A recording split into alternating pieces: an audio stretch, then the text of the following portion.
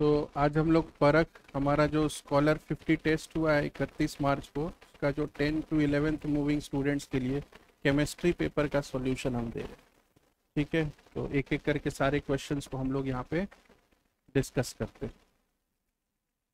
Start करते हैं।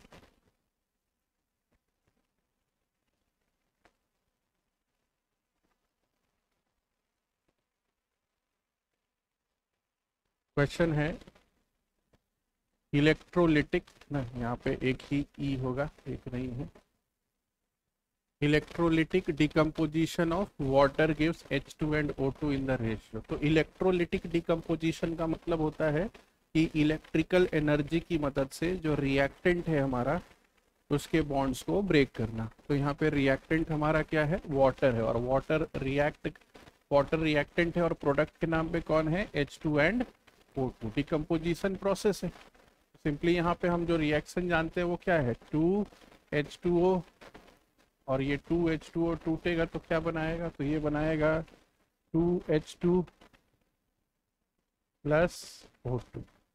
ये बनता है। आप देख सकते हैं इक्वेशन हमारा बैलेंस्ड है, 4 हाइड्रोजन 4, 2 ऑक्सीजन 2 ऑक्सीजन। अब इसमें देखिए, तो हाइड्रोजन ऑक्सीजन किस रेशियो में हमें मिल रहा है, तो 2:1 के रेशियो।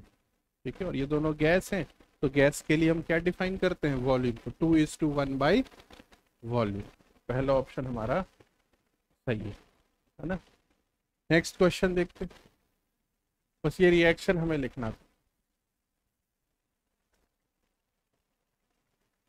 अगला क्वेश्चन क्या है,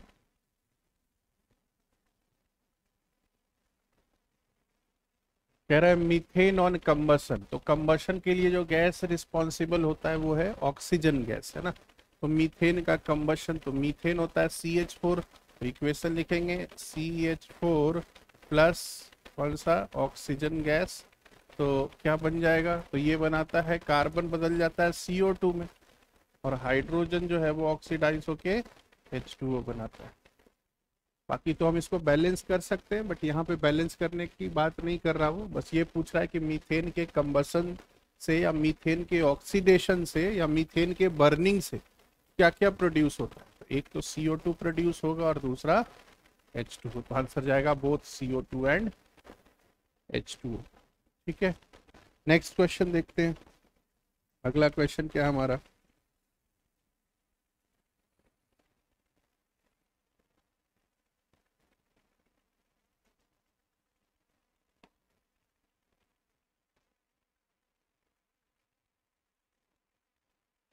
कह रहा विच of the following gases can be used for storage of fresh sample of an oil for a long time, है ना। तो हमें कोई फ्रेश सैंपल है ऑयल का, उसको लंबे समय तक रखना है ठीक से।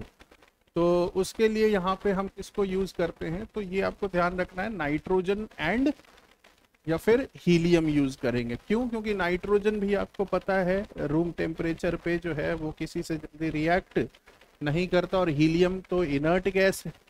तो ये एक तरह से करता क्या है, तो ऑयल के लिए एक ऐसा मीडियम तैयार करके रखता है जिसमें कि ऑयल बचा रहे। नहीं तो ऐसे क्या होगा, वो ऑयल ऑक्सीजन से, जो एयर में ऑक्सीजन है उससे रिएक्ट करके और खराब हो जाएगा। तो खराब होने से बचाता है इनर्ट मीडियम, कौन प्रोवाइड करता है, नाइट्रोजन और हीलियम। तो हमारा आंसर होगा नाइट्रोजन और helium. Next question,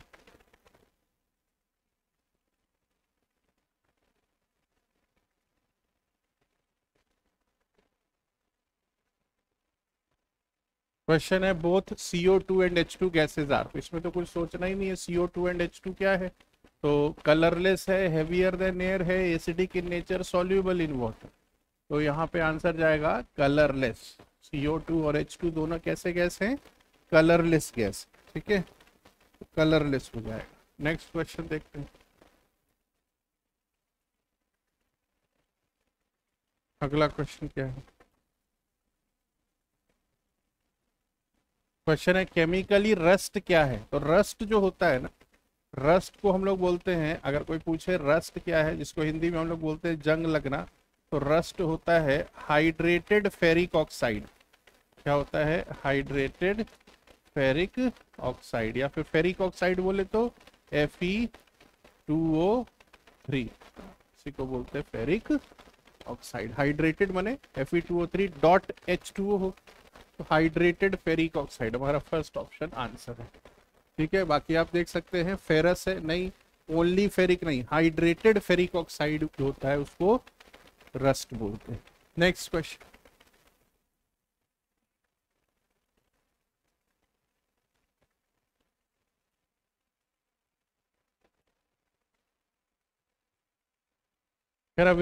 which information is not conveyed by a balanced chemical equation? कोई balanced chemical equation क्या नहीं बताता? physical states of reactants and products, symbols and formulae। हाँ, तो किसी भी इक्वेशन को जो हम लिखते हैं तो हम किस फॉर्म में लिखते हैं? सिंबल्स और फॉर्मूले के फॉर्म में लिखते हैं, तो ये तो बताता है। Number of atoms molecules of the reactants products formed, ये भी बताता है। Weather a particular reaction is actually, ये भी, अगर कोई रिएक्शन फिजिबल नहीं है, कोई रिएक्शन पॉसिबल नहीं है, तो फिर उसको हम इक्वेशन नहीं लिख सकते उसका। तो इसका क्या होगा, क्या नहीं बताता? तो balanced chemical equation physical state की बात नहीं करता है, क्योंकि वो क्या पूछ रहा है? नॉट कन्वेड, क्या नहीं बताता है पूछ रहा है। बाकी तीन चीज वो बताता है, क्या नहीं बताता? Physical state of reactants and products. Next question,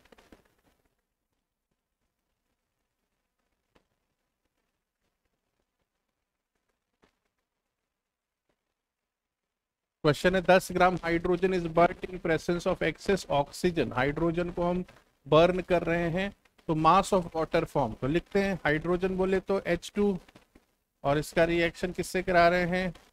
burn हो रहा है ऑक्सीजन के प्रेजेंस में, और क्या बन रहा है? H2O।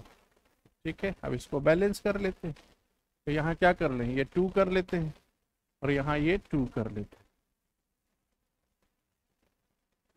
यहाँ हम इसको 2 लिखते हैं। ठीक है, 2H2 plus O2 gives 2H2। अब इसको देख सकते हैं कि जब, अब 10 ग्राम हमारे पास हाइड्रोजन है ना, अब इसकी बात अगर करें तो यहाँ पे देख सकते हैं इसका कितना मोल रिएक्ट कर रहा है, तो 2 मोल। तो 2 मोल जब रिएक्ट कर रहा है तो पानी का कितना मोल बन रहा है? तो पानी भी बन रहा है 2 मोल, वाटर भी कितना फॉर्म हो रहा है? 2 मोल्स।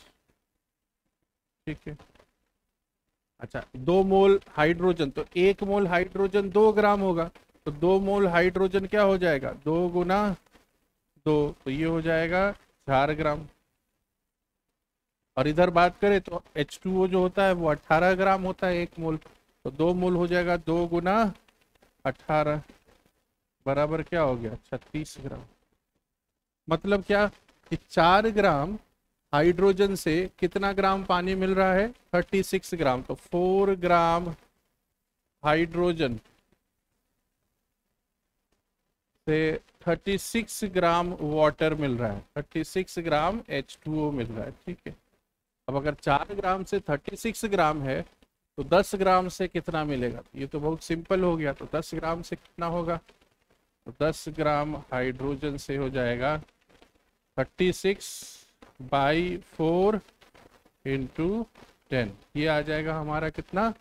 ये आ जाएगा 90 ग्राम। आंसर है हमारा 90। आई होप क्लियर है। नेक्स्ट क्वेश्चन देखते हैं।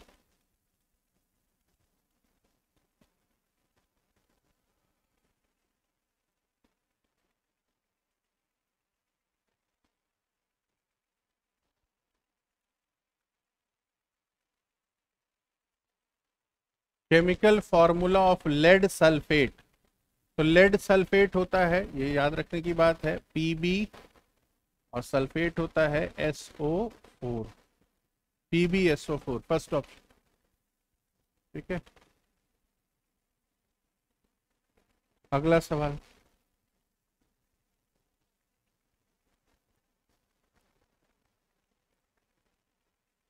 कह रहा है in the reaction SO2 gas plus 2H2S gas, यहाँ पे ऐसा साइन होगा, ये गिव्स वाला, 2H2 gas plus S solid, the reducing agent is, reducing agent, अब ये चीज रिड्यूसिंग एजेंट, तो रिड्यूसिंग एजेंट दूसरे को रिड्यूस करेगा और खुद ऑक्सीडाइज होगा। अब कौन ऑक्सीडाइज हो रहा है? तो आप देखो यहाँ पे पहला ऑप्शन है H2S, चेक करते हैं, तो H2S है ना, हो क्या रहा है यहाँ पे?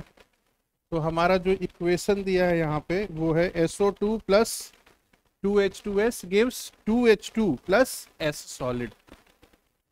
तो यहाँ पे अगर हम H2S की बात करें तो सल्फर जो है अभी हाइड्रोजन के साथ है और इधर सल्फर से हाइड्रोजन नहीं है, मतलब H2S का क्या हुआ, H2S का क्या हुआ, H2S का हुआ ऑक्सीडेशन। हाँ, यहाँ सल्फर के साथ हाइड्रोजन है, यहाँ सल्फर के साथ हाइड्रोजन नहीं है ना।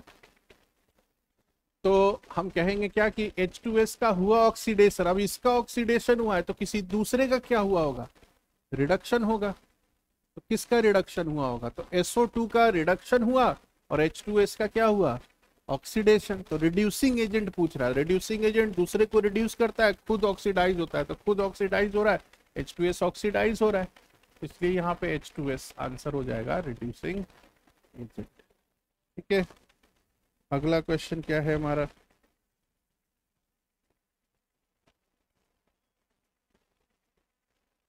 नेक्स्ट क्वेश्चन देखते हैं। याद रखना है इसमें कि जो रिड्यूसिंग एजेंट होता है वो दूसरे को रिड्यूस करता है और खुद ऑक्सीडाइज होता है। इक्वेशन में H2S ऑक्सीडाइज हो रहा है।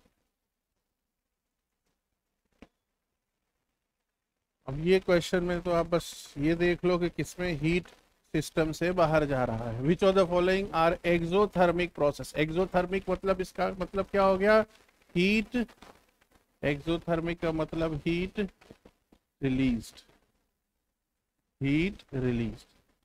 ठीक है, हीट रिलीज होगा, किसमें हीट रिलीज होगा, तो इवेपोरेशन ऑफ वाटर में हीट देना पड़ता है, हीट रिलीज नहीं होता है, हीट देना पड़ता है। डाइल्यूशन ऑफ एन एसिड, हाँ किसी भी एसिड में जब हम पानी, और एसिड यहाँ कौन है, H2SO4, तो जब H2SO4 में पानी डालते हैं तो एक्सोथर्मिक, हाईली एक्सोथर्मिक रिएक्शन होता है, खूब सारा हीट निकलता है, तो इसमें ये एक्सोथर्मिक है। और देखते हैं reaction of water with quicklime, तो यहाँ क्विकलाइम बोलते हैं CaO को, और वाटर के साथ रिएक्शन होगा तो यहाँ बन जाता है हाइड्रोक्साइड, कैल्शियम हाइड्रोक्साइड। ठीक है, तो यहाँ में पर भी क्या होता है, हीट रिलीज होता है ना, तो यहाँ भी हीट रिलीज, तो ये भी एक्सो होगा। और सब्लिमेशन, तो सब्लिमेशन में तो हमें हीट देना पड़ता है, सब्लिमेशन का मतलब क्या हुआ, सॉलिड सीधे किस में बदल गया, गैस में। तो सेकेंड और थर्ड में हीट रिलीज होगा, कहाँ है सेकेंड एंड थर्ड, है कोई option, second and third, first option second and third. ठीक है, तो इस तरीके से जो है हम लोगों ने आपके स्कॉलरशिप टेस्ट का केमिस्ट्री सॉल्यूशन दिया है। होप आपको इससे काफ़ी कुछ सीखने को मिलेगा। Thank you.